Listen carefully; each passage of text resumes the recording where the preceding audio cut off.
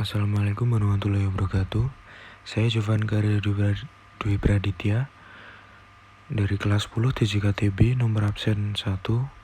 Di sini saya akan membacakan berita hoax. Pengertian berita hoax. Berita hoax atau bohong adalah informasi yang sesungguhnya tidak benar, tetapi dibuat seolah-olah benar. Tujuan dari berita hoax adalah untuk membuat orang lain merasa tidak nyaman, tidak aman, dan kebingungan. Dalam kebingungan, orang lain akan mengambil keputusan yang lemah, tidak meyakinkan, dan bahkan salah. Contoh berita hoax pertama adalah belajar tatap muka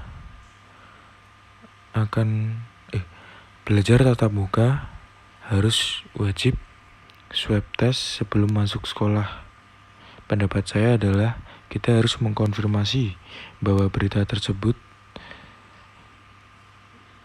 benar adanya kepada pihak yang lebih terpercaya seperti pihak sekolah.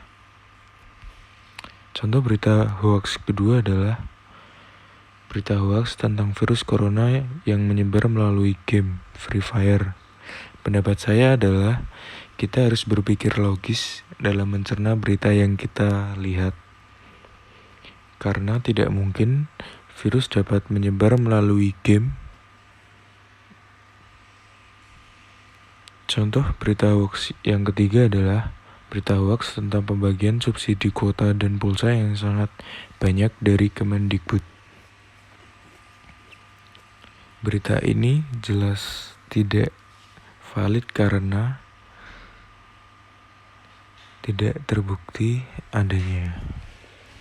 Contoh berita hoax keempat adalah menjelaskan tentang bahayanya vaksin yang dapat menyebabkan anak mengalami autisme. Dan yang terakhir, contoh berita hoax kelima adalah berita hoax yang berisi ramuan daun pepaya dan jahe adalah obat COVID-19. Ancaman keamanan informasi digital dan cara menyikapinya. Ancaman yang pertama yaitu malware. Malware adalah perangkat lunak yang sengaja dirancang untuk menyebabkan kerusakan pada sistem yang ada di perangkat kita. Cara menyikapi atau cara mengatasi malware adalah hapus aplikasi yang mencurigakan yang ada dalam perangkat kita. Yang kedua, scan komputer dengan virus. Dan yang ketiga, hindari download aplikasi yang mencurigakan.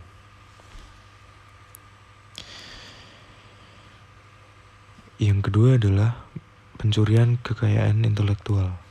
Pencurian kekayaan intelektual dilakukan oleh orang lain dengan melanggar hak cipta dari informasi yang berlisensi, bahkan mengklaim hak milik dari suatu kekayaan intelektual. Cara menyikapinya adalah mengamankan kekayaan intelektual, melindungi dengan menggunakan hukum atau mendaftarkan hak paten, dan yang terakhir adalah memberi label kekayaan intelektual. Yang ketiga adalah pencurian identitas. Pencurian identitas adalah tindakan orang lain yang mencoba untuk mendapatkan informasi pribadi kita untuk mengakses informasi penting yang dimiliki oleh targetnya.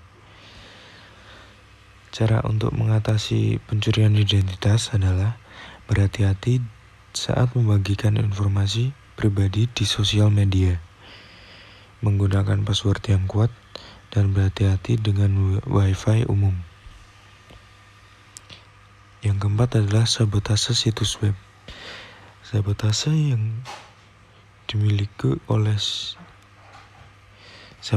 web yang dimiliki oleh seseorang atau organisasi di mana terdapat pihak asing atau hacker yang mencoba meretas web untuk mengambil data pusat, memodifikasi, bahkan menghancurkan situs web targetnya. Cara agar terhindar dari sabotase situs web adalah dengan menggunakan firewall, menggunakan SSL, dan rutin mengupdate software. Yang terakhir adalah pemerasan informasi. Pemerasan informasi adalah tindakan orang lain yang berusaha untuk mendapatkan informasi target, kemudian disegel atau dikunci, sehingga pemilik tidak dapat membukanya. Cara menghindari pemerasan informasi adalah menjaga data pribadi, rutin membackup data, dan rutin melakukan pengecekan terhadap informasi. Kesimpulan yang dapat diambil dari rangkuman tersebut adalah sebaiknya kita harus berhati-hati dan bijak dalam menggunakan internet, karena banyak sekali ancaman yang menunggu di dalam internet. Kita juga harus mempelajari bagaimana cara menghindari ancaman keamanan informasi digital agar informasi pribadi kita tetap aman. Terima kasih. Kurang lebihnya mohon maaf. Wassalamualaikum warahmatullahi wabarakatuh.